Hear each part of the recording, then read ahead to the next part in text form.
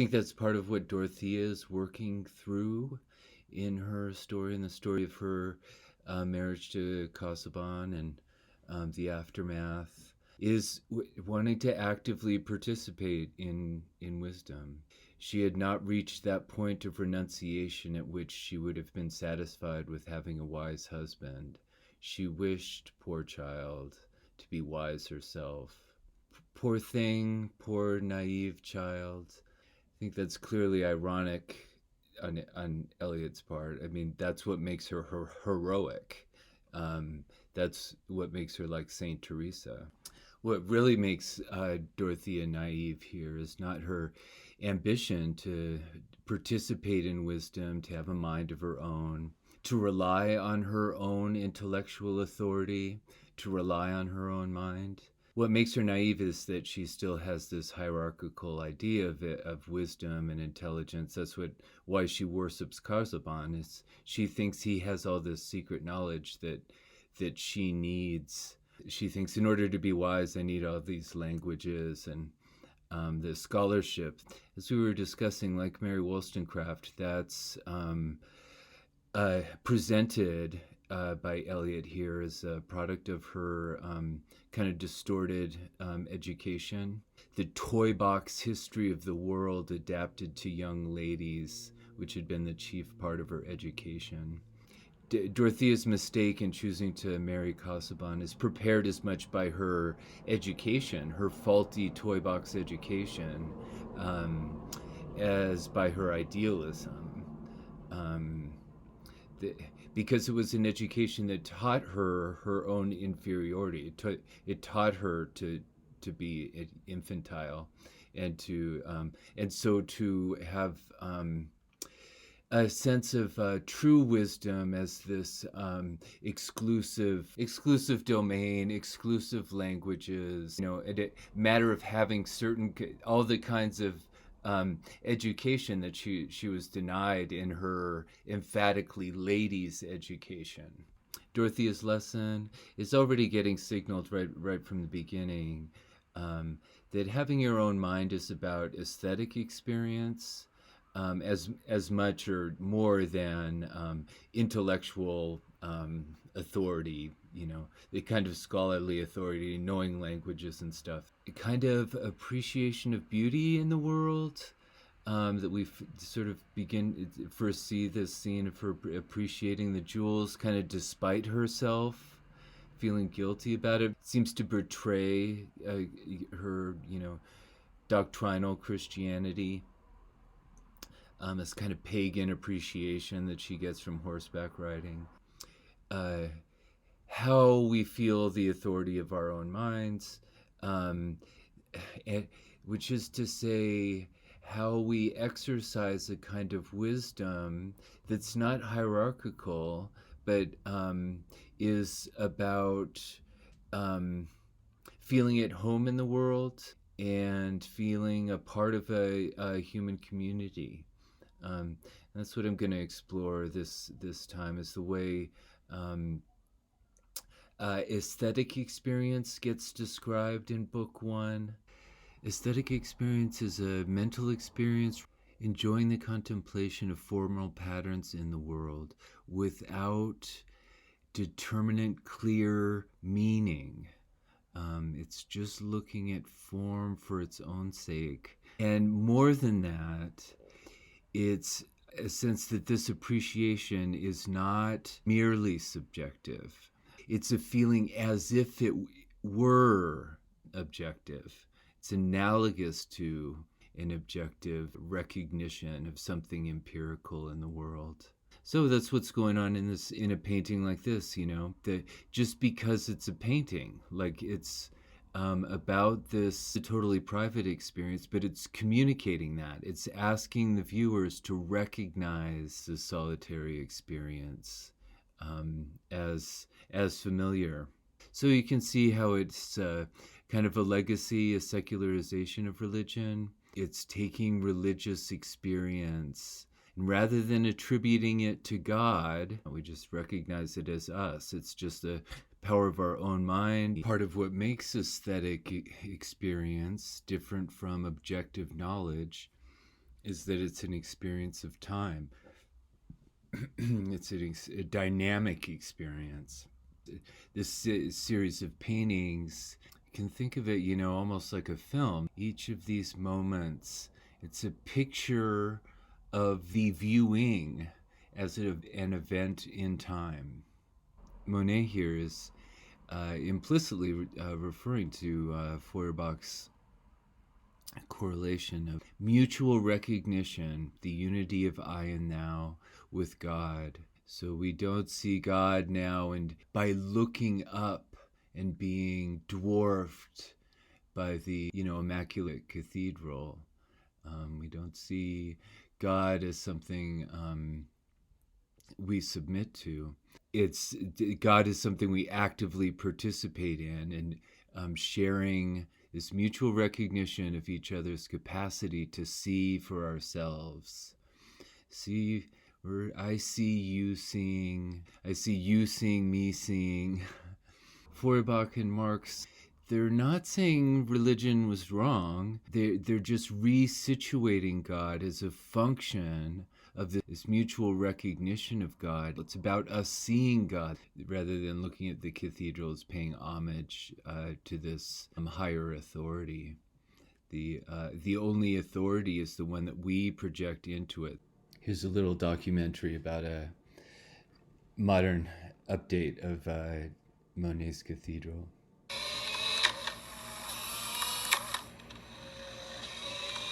Once a month, on the 13th, they come to the Mojave Desert and point their cameras at the sun.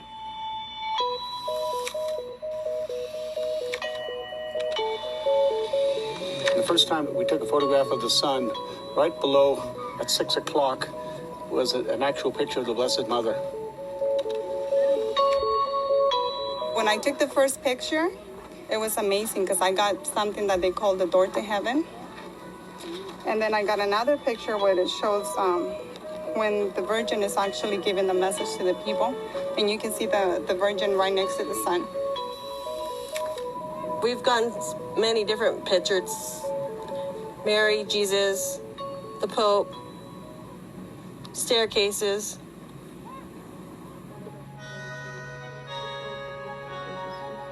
All the nice churches that we built for God everywhere. And he and his messengers choose to reveal themselves out here, in exactly the place where you'd want a roof over your head. It's 110 degrees. Of course, if God is everywhere, you already believe in God. No question about that. Why do you need a picture? Well, for me, that picture is just saying it is real. It happened. I didn't dream this. It's true. I was there, and I have proof. So it's almost like a souvenir that you were actually a witness to this. More than a souvenir. It is a sign.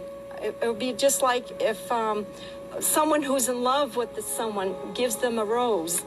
It's a sign of their love. Mire, aquí está una carita, si se fija. Ahí está una carita. So it's almost like a reminder. Yeah. Yeah. And so it's important to sort of have like a souvenir to carry around. Yeah.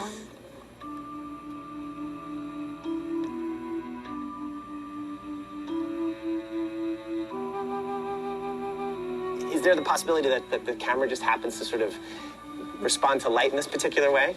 No, because people could also feel her. You could sense her. Yeah. It's not just because of the camera. Yeah. You could feel her. Like, you can, like, sense that she's there. Yeah. And it's real and stuff. The faithful are always looking for ways to get to God. They come together all over the world, in churches and prayer groups, and in the desert, too. And they use whatever means are at their disposal. They have to use such earthly means, you know? The chemicals on a 4x5 rectangle of Polaroid film. The point is to see them and feel something as a result.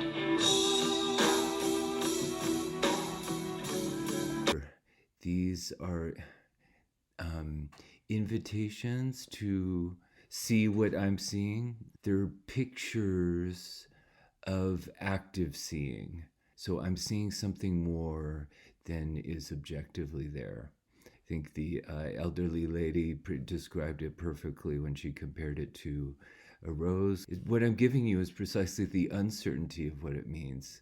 The romance of the gesture would be lost if it were, written down, codified, that it's the invitation to share a leap of faith that makes it meaningful.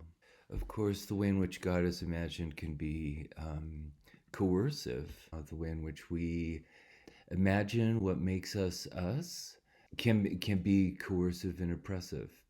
I think that's a big theme of Blake's Mind Forged Manacles. We create the fiction of this tyrannical creator, and thereby enslave, oppress ourselves.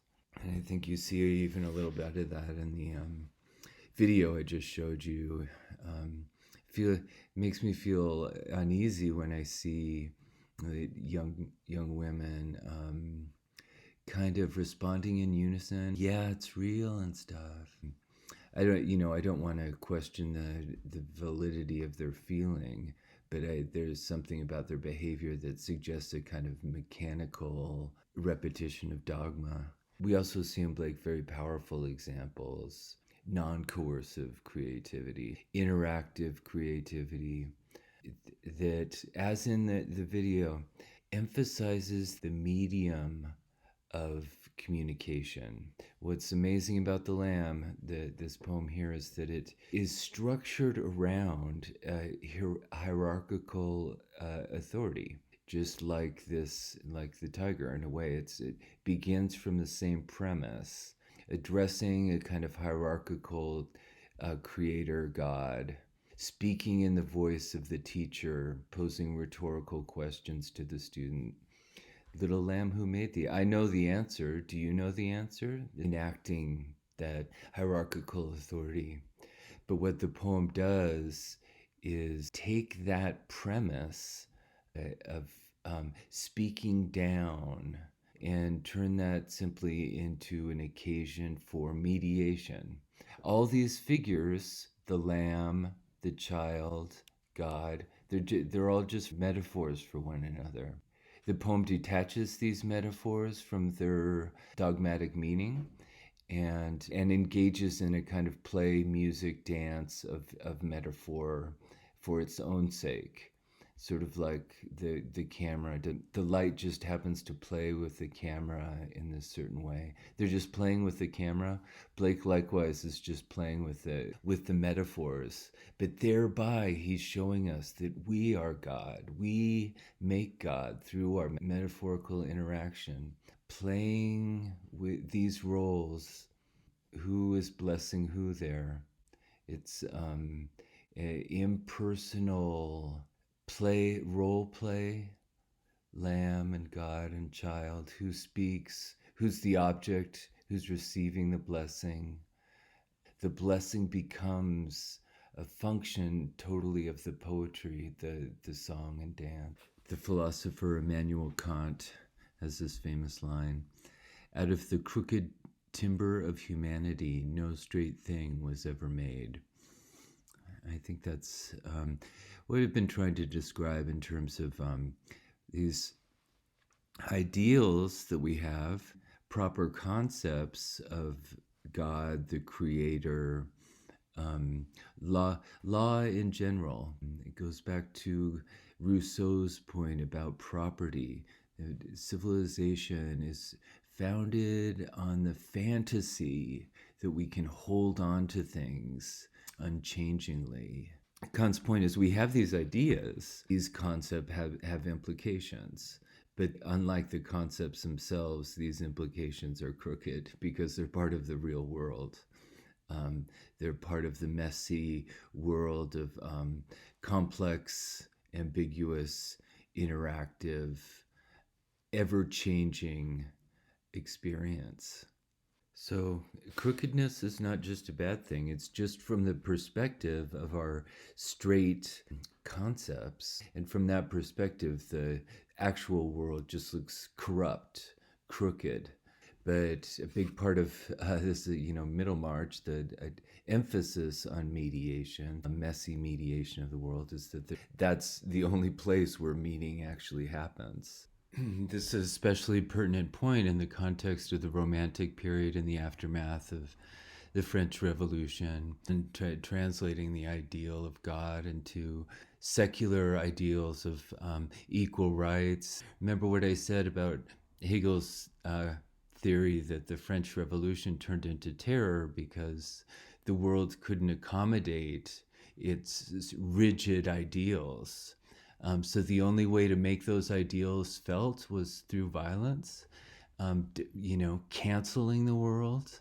So the lesson is that there are ideals that we try to live out in the world, but we need, they must be mediated by actual life. We need to find them in the world.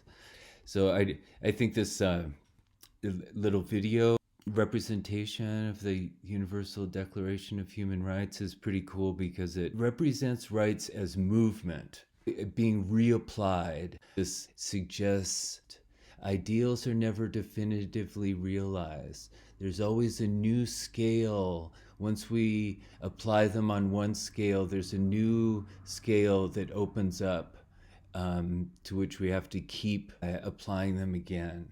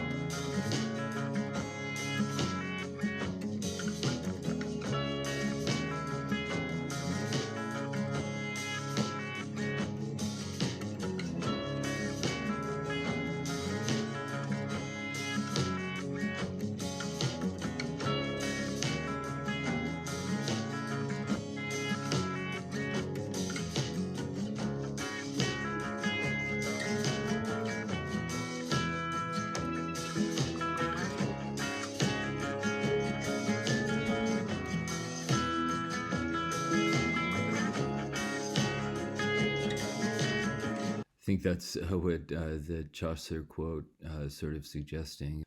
His stick had more torque, had more power than was suspected. So there's more power leverage in the crooked timber than we might suspect. There's power in the crookedness itself. A beautiful first paragraph of the last chapter of Book One describes it, and kind of, it's a landscape, but it's a highly animated, personified landscape. Personhood is embedded in these natural forms, each field a particular physiognomy.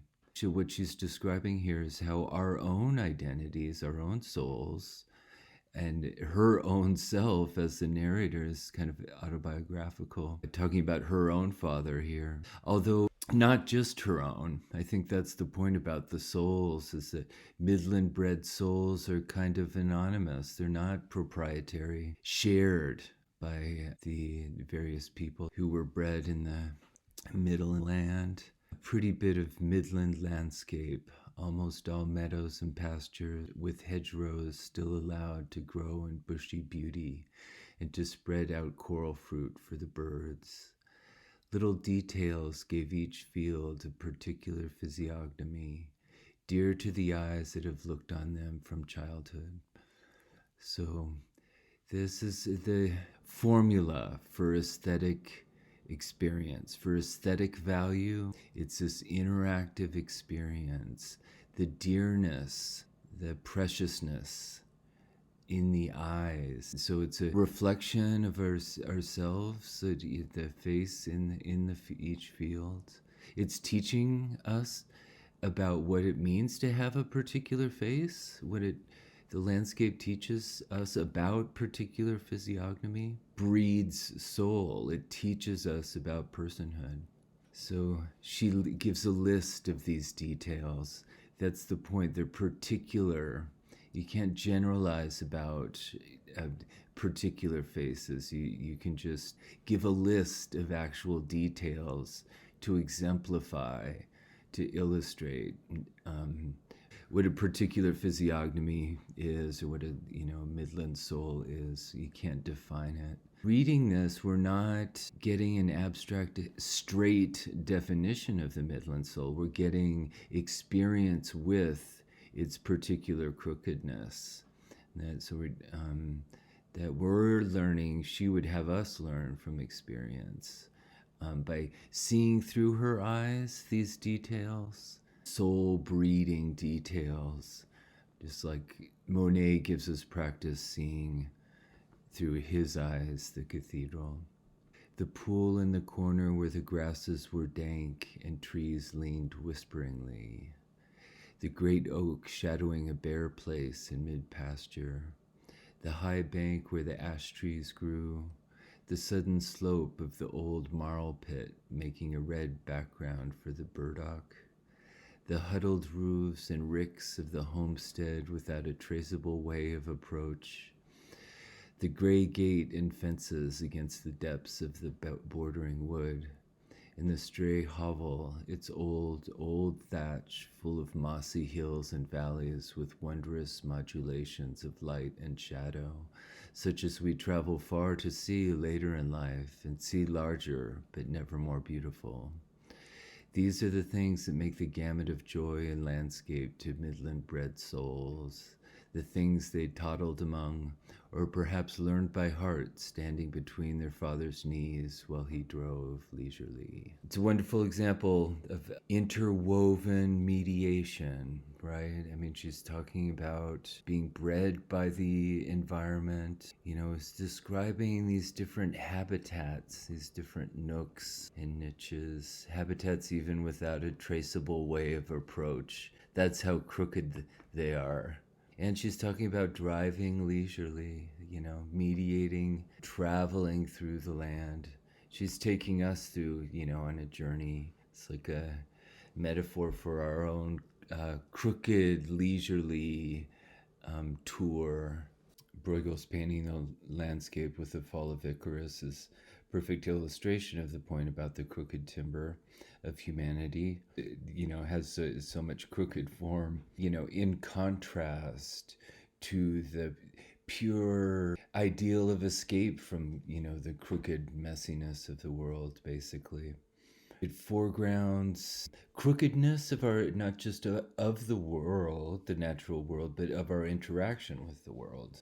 The ways in which we organize the world, economies and science, technology, these also are crooked, involved in the crookedness of the world. Ideas of logic and order and rationality are realized in terms of the world's crooked, messy mediation. The great Romantic period writer, writing about the time in which Middlemarch is set, most famous for his Confessions of an English Opium Eater. You could say that mediation, though, is his theme. His interest in drugs is part of a general interest in modern technological mediation of experience. The way in which human pleasure and pain, dreams and nightmares are represented and communicated. He has a great essay on Macbeth where he talks about how he's always been particularly haunted by what seems like a really random detail. After the murder of the king, there's a gate knocking outside in the wind. De Quincey says he's always been so haunted by that, and even though he doesn't understand why, doesn't have anything to do with the plot, it's just sort of an environmental accident.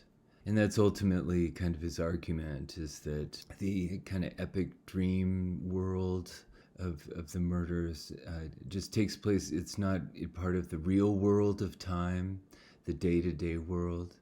And that's what's so haunting about the knocking of the gate. It's like the transition that pulls you back into the real world of time from the fantastical, otherworldly scene of murder. But he begins the essay by making a really interesting point that echoes what we've been reading, especially infinite division of intellectual labor, and Eliot's idea of paying attention to surprises, noticing these things that don't seem to fit the linear narrative. De Quincey begins the essay by saying, by exhorting the reader never to pay attention to his understanding when it stands in opposition to any other faculty of his mind.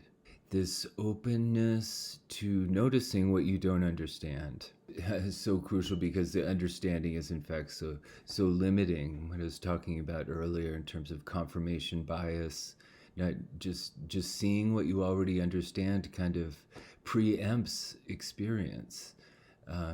Experience kind of means exposing yourself to what you don't know in advance. The mere understanding, De Quincey continues, however useful and indispensable, is the meanest faculty of the mind, and most to be distrusted. And yet the great majority of people trust to nothing else. So he gives a great example here. He says if you ask somebody who isn't trained in drawing perspective to just sketch quickly what they see when they look down the middle of a road. And he says most people probably, if you ask them to do that, will draw two parallel lines, because that's what they know they're looking at. But that's not what they see. Of course, what they see are lines converging as they go off in the distance. So our understanding can override what we actually see. We see it, but we don't actually grasp it.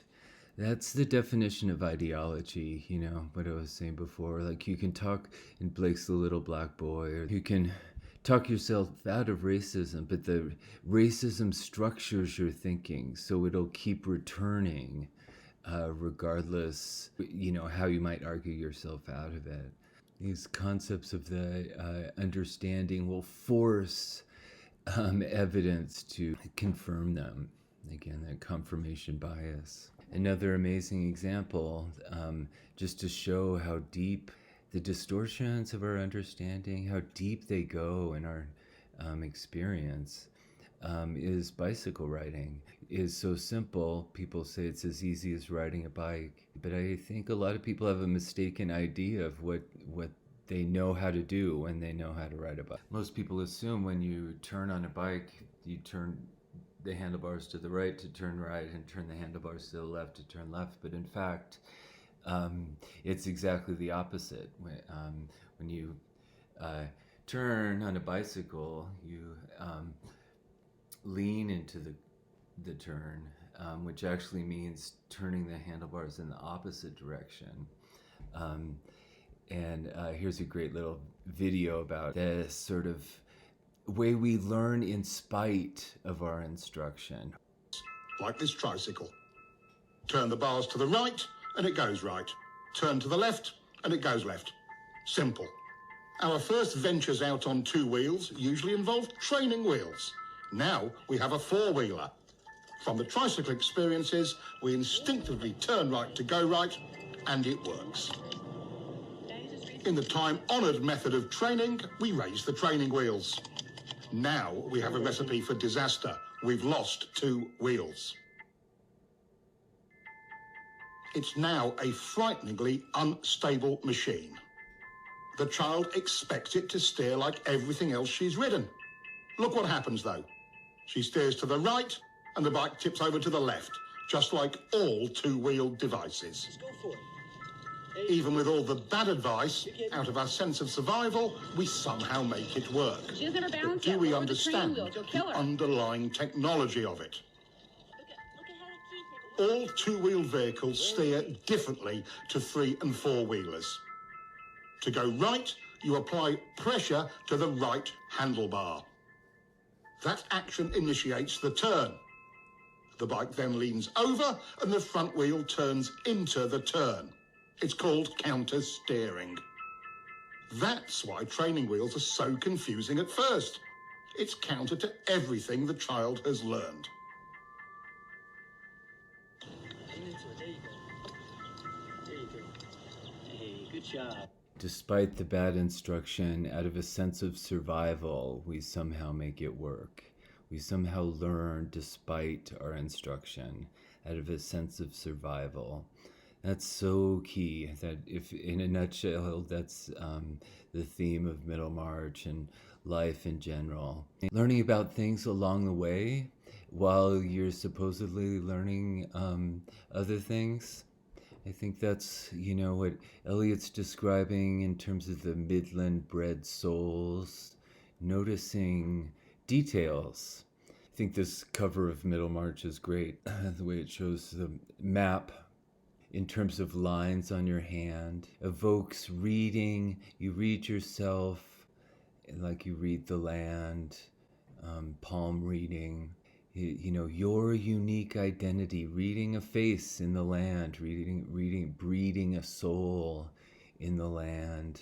And of course, the theme of the advent of the railroad, the way in which that would impose a kind of straightening upon the vital organic crookedness of the Midland. Eliot's reading physiognomy and soul into the landscape. Palm reading is similarly motif in Antony and Cleopatra. Reading in nature's infinite book of secrecy. Soothsayers, often like the fool, has a special authority in Shakespeare, I think precisely because they're not limited by the straight and narrow rational perspective on things. They have a attentiveness, again, just a kind of sensitivity to mystery.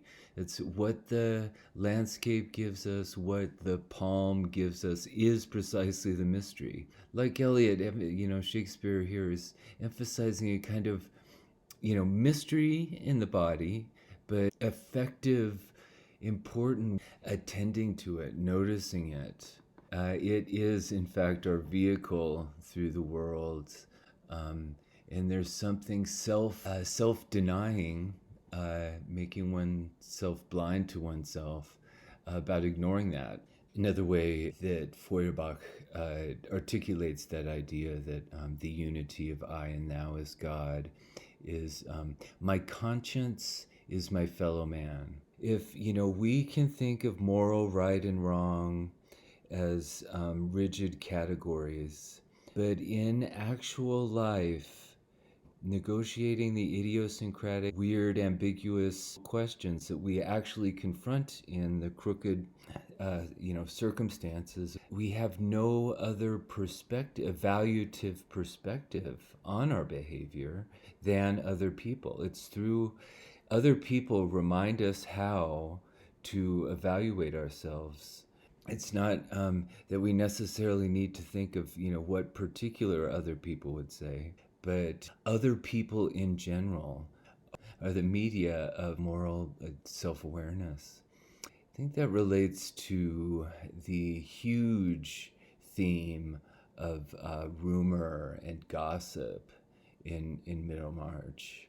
Social judgment, social awareness is so powerful a force. I think that's really one of the key themes in the book. How social judgments are transmitted, through gossip and rumor, and the force and effect of that transmission. And that it's a spontaneous, intuitive, organic thing, again, like riding a bike, that it's very difficult to control intellectually. You do it whether you think you're doing it or not. You can tell yourself you're not participating in it, but you are nonetheless. Just like you can tell yourself that you're turning right by turning the handlebars to the right. Your body, what you're in fact doing, is different, and is much more subtle and complex than the simple, linear terms of your mind grasp. I think that's what's really interesting about the bicycle example, is that countersteering is a really complex skill. To ride a bike is a really complex skill, and that your body learns and becomes second nature, but your mind, it doesn't appreciate what your body knows. People compare gossip to social grooming. And if you think about it, I think it makes a lot of sense. In both cases, the main purpose is social bonding. And through hygiene, it's a kind of picking at, I don't know, like dirty details of social life. And there's it's sort of a weird pleasure in picking at other people's foibles, the same way there's a weird pleasure in peeling other people's sunburnt skin. The normative social force of gossip and rumor are suggested in Middlemarch generally, but perhaps in the character of Miss Cadwallader in particular. And she's also likened here to the seven sages, or sort of like a soothsayer. She works her on a subliminal level, and she's talking about a mysterious, power of rumor, even though she's describing it in terms of empirical observation through a microscope. She's talking about the subliminal power a gossip like Miss Cadwallader has over in the social world around her. Even with a microscope directed on a water drop, we find ourselves making interpretations which turn out to be rather coarse. So this is what Eliot's saying. This is how we interpret social life. We think that, you can judge things in rather simple terms, what's actually going on, kind of tell a linear causal narrative about how things work. But that's mistaken. For whereas under a weak lens you may seem to see a creature exhibiting an active veracity into which other smaller creatures actively play as if they were so many animated tax pennies, a stronger lens reveals to you certain tiniest hairlets which make vortices for these victims, while the swallower waits passively at his receipt of custom. Lovely sort of multiple metaphors going on there. It's a kind of currency, paying your tax. A strong lens applied to Miss Cadwallader's matchmaking will show a play of minute causes producing what may be called thought and speech vortices to bring her the sort of food she needed. That's another word for, the web of social life, influence, mutual recognition, identity, purpose are transmitted in this, quasi-biological network of vortices. And, as kind of mysterious as this is, and, and the association with the seven sages or the soothsayer and palm reading, it shouldn't be surprising at all. What's surprising is that we expect things to be rational, but that we are deeply, organically, intuitively conscious of one another and concerned with one another is the most obvious and natural thing in the world, just like all other creatures are. This is not at all to say that Miss Cadwallader's judgments themselves are subtle. Don't get me wrong. She is very ideologically rigid in her own way. The point has to do with her practical effect, this interactive web of gossip and social life is way more nuanced than her judgments or any of the other social judgments that circulate. What's interesting about Miss Cadwallader, she's a total snob, so her concern is blood inheritance of noble bloodline, yet she's poor. So she is resentful of nouveau riche, like the Vinceys, business people, manufacturers.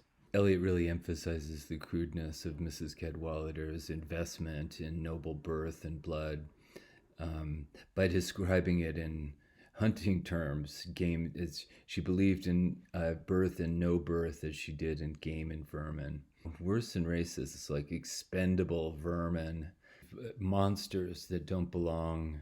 Yet, Eliot concludes here, let any other lady who's inclined to be hard on Miss Cadwallader inquire into the comprehensiveness of her own beautiful views. How comprehensive are you?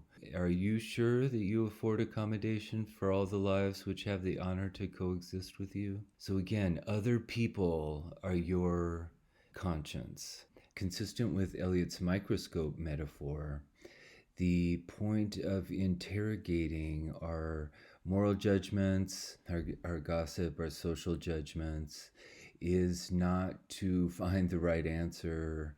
You can keep refining the microscope to higher and higher. This is another level of the organic metaphor that we think about now in terms of fractals, that refining the lens for a microscope on any piece of reality, objective reality, let alone social reality, which is so much more complex than mere, empirical reality. You can never arrive at a definitive object. Instead, you find these patterns, fractal patterns of variability repeated endlessly. At whatever scale of resolution you look, this pattern of accident, pattern of crookedness, basically organic patterns of environmental interaction. That's why we see fractal patterns, ubiquitously in nature, coastlines, turbulence in the water, organic, patterns of leaves, rivers, and our bodies, our vascular system, capillaries in our lungs, the dendrites in our brains, all assume this form, which is a form of environmental interaction, that you can't draw straight lines between things. The further down you go, the more interrelatedness, just higher and higher levels of interrelatedness you find. And ultimately, the point of these fractal representations is that you're seeing as much a picture of your active viewing as you are seeing the object viewed. Darwin's genealogical trees have the same pattern. So it's interesting to think about how different characters are caught in webs of social opinion. Fred Vincey's case is interesting because we see on all sides that both the power of judgment of his behavior, but also the uncertainty. Did he actually try to borrow money on the expectation of an inheritance or not? It sounds like he didn't, but he kind of admits to himself that he maybe vaguely could have, So it's that subtlety that I'm suggesting, or I think Eliot is suggesting, that rumor and gossip communicate. It's not about a clear, straight edge judgment one way or another. But this, organic back and forth, people gabbing in a way it might, actually draw out a kind of honesty, because after all, Fred is awfully reckless and needs to get held to account. Again, humans are crooked timber. Eliot really provocatively juxtaposes Mrs. Cadwallader to representative politics when she mocks Mr. Brooks. This is a really good focalization here, where the narrator explains the situation from Mr. Brooks' point of view. Might have been easy for ignorant observers to say, quarrel with Miss Cadwallader. Disagree with her if you disagree with her. But where is a country gentleman to go who quarrels with his oldest neighbors?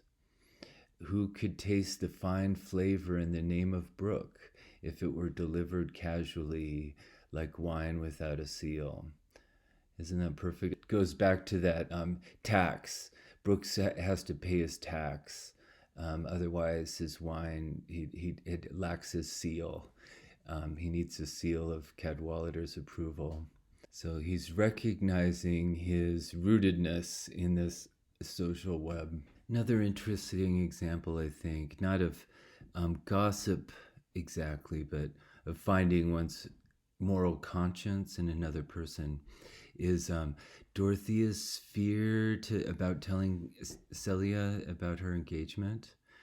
It's it's certainly a sign of her immaturity, right? She's it really throws in question whether she's in a position to be getting engaged to this man, if she's too scared to tell her younger sister.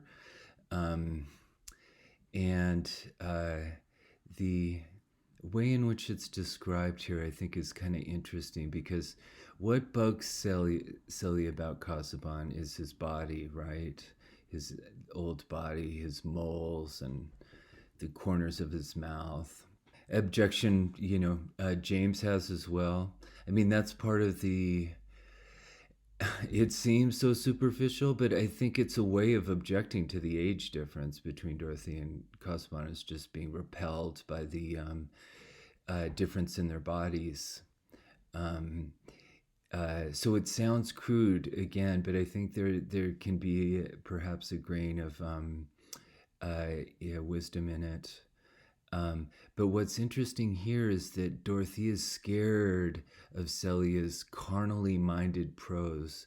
So she's scared of Celia's language about Casaubon's body. She's not scared about Casaubon's body, but Celia's language about it.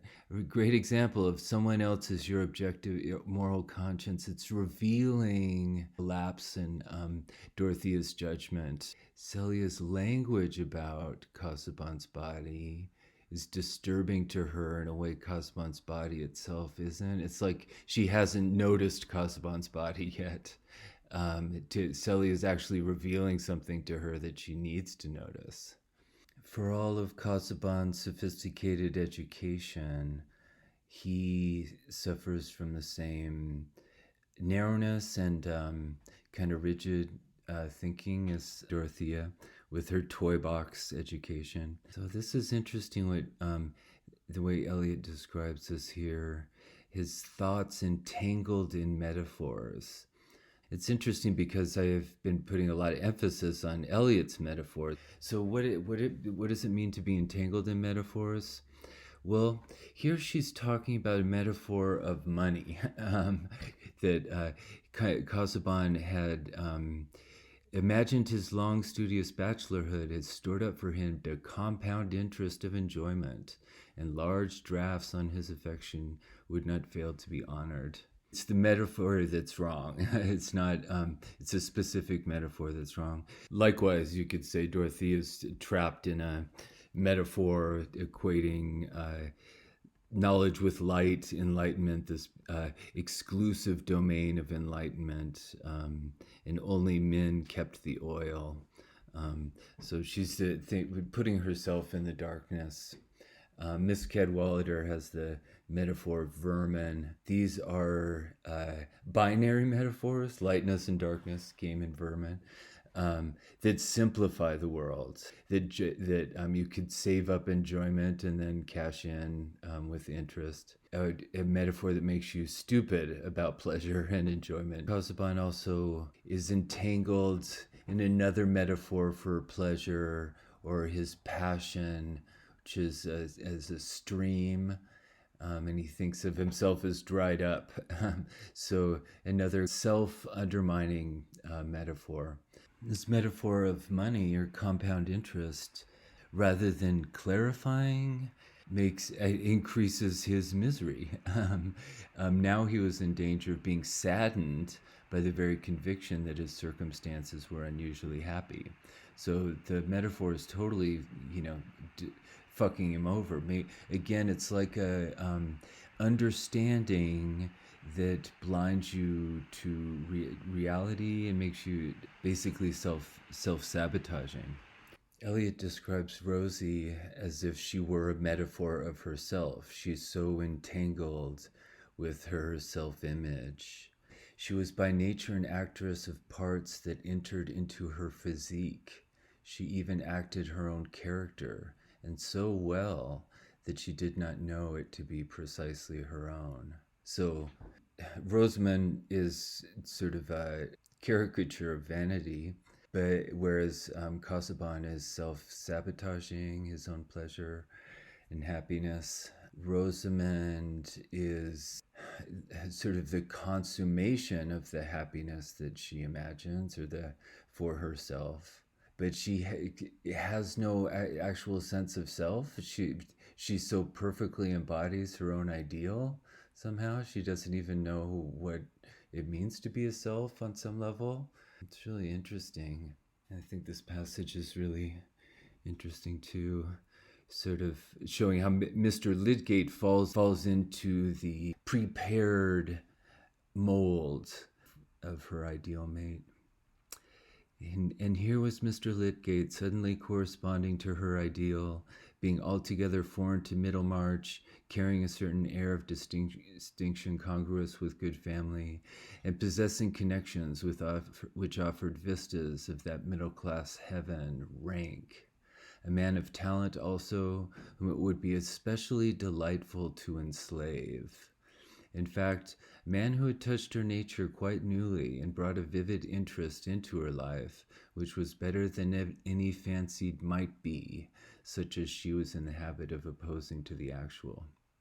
It's so interesting because Eliot says this a couple times, that Rosamund is kind of surprised, not by who Lydgate is, but that he's real rather than imaginary. She's so used to living in this imaginary world.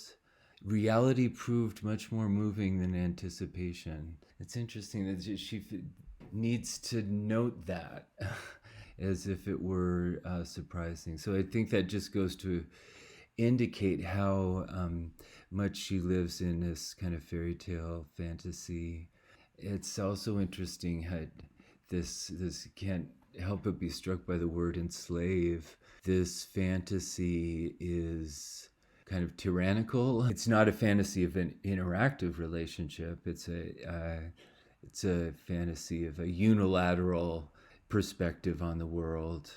So again, entangled in a metaphor that's at odds with life, just waiting to get disrupted by reality. It's so unrealistically one-sided. Finally, I want to look at a couple examples of the narrator's aesthetic judgment. There's a self-reflection. How is the narrator evaluating the world of her story? This is very interesting at the end of chapter 7. She sort of reflects on the activity of historical narration, what she's doing here.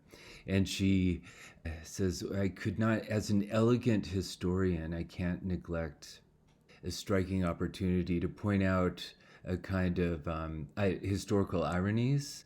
So Mr. Brooke here is thinking about how Casaubon deserves a deanery for his support of the Catholics in the past.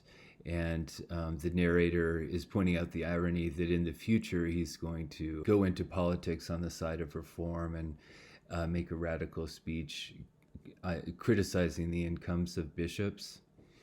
So then she proceeds, what elegant historian would neglect a striking opportunity for pointing out that his heroes did not foresee the history of the world or even their own actions? So elegant historical narration is to point out these reversals. For example, that Henry of Navarre, when a Protestant baby, little thought of being a Catholic monarch, or that Alfred the Great, when he measured his laborious rights with burning candles, had no idea of future gentlemen measuring their idle days with watches. Here is a mine of truth, which, however vigorously it may be worked, is likely to outlast our coal. So there's a metaphor saying the truth here. We're going to keep learning it through history. We're going to run out of coal, run out of historical experience before we exhaust this truth about hypocrisy and changeability over time. So that's interesting. So she seems to be suggesting here it's a kind of historical elegance to remind us of this truth, remind us of this metaphor. And yet, but of Mr. Brooke, I make a further remark, perhaps less warranted by precedent. So that's interesting. She's saying that maybe this is something novel in history, Mr. Brooke. Maybe he has something to do with something really, modern, like the railroad. And what is that? That if he had foreknown his speech, it might not have made any great difference. He doesn't care about his own hypocrisy. He doesn't, or inconsistency.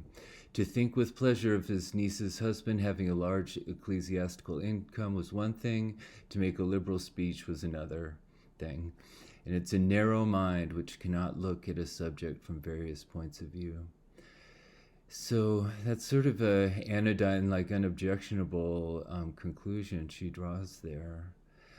But what is that unremarkable conclusion actually describe? I think it's kind of like chaos. Things don't matter at all anymore. Historical narration doesn't matter at all. I think that's not something that Eliot looks fondly on. And I don't think that's what she correlates with diversity, looking at things, various points of view. I think that's what she looks at as erosion of experience to random information, that stories don't matter anymore. New world of Mr. Brooke. He's just sort of a chattering machine, does this and that, says this and that without any sense of it's fitting into a larger social or narrative web. I think that's what, from Eliot's point of view, real variety means. Variety of the midland landscape that she describes at the end of Book One. They're very interesting, and I think undisguisedly affectionate piece of narration concerns Ladislaw. It's fascinating. So first of all, it's interesting that Ladislaw gets everything wrong in terms of his judgment of Dorothea. And so that's just an interesting comment on, how skewed our judgments can be.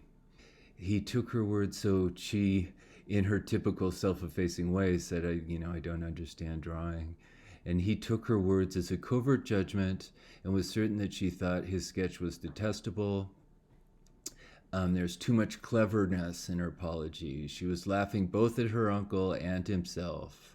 So he couldn't have been more wrong about Dorothea's intellect, but what he does respond to is her body, her voice in particular.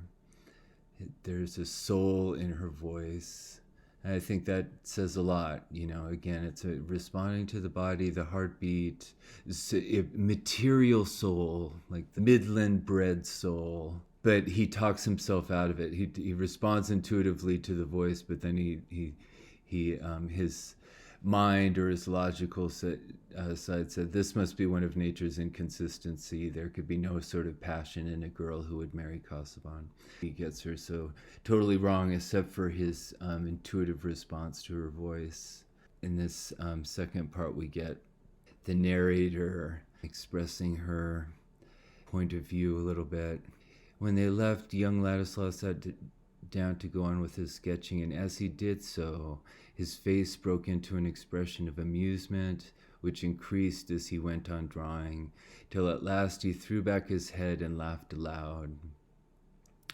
Partly it was the reception of his own artistic production that tickled him, partly the notion of his grave cousin as the lover of that girl, and partly Mr. Brooks' definition of the place he might have held, but for the impediment of indolence. So it's, even though he gets her so wrong, I think there's a higher order kind of wisdom here that's getting expressed in his laughter, a recognition sort of the chaos of history in general, of everything. That's interesting to compare to what I was just saying about the characterization of Mr. Brooke as unprecedented. Because in a way you could say this is more disturbing. He's laughing at the absurdity of history. That's a interesting distinction, because the narrator reacts warmly to this. Mr. Will Ladislas' sense of the ludicrous lit up his features very agreeably. It was the pure enjoyment of comicality, and had no mixture of sneering and self-exaltation. The pure enjoyment of comicality. I think that's, again, a kind of intuitive, embodied wisdom, of laughter, like truth, a soul in Dorothea's voice. And I just noticed this, lit up his features very agreeably. So she's talking as an observer of Will Ladislas. She's talking about her own agreeable reaction to how he looked there, how his features were lit up. An aesthetic response, like the way in which his features light up her, have an agreeable effect on her. Just like, remember, Dorothea got lit up by the gleaming light, the light gleaming in the jewels. The narrator's having a kind of aesthetic response to Will, just as Will had an aesthetic response to Dorothea. It's telling. It's an appreciation for comedy, the absurd, the ludicrous. Maybe, like the midland landscape, sort of a chaos. It's impossible to see how to approach it, sort of chaotic web of nature. So wisdom in not pretending to make sense of it, right? Appreciating its irreducible irrationality. That's what, Casaubon's totally resisting. He wants to demystify all mythology, give us the answer. Same thing with Lydgate. I think all these, it's interesting to see how different people are entangled in different metaphors.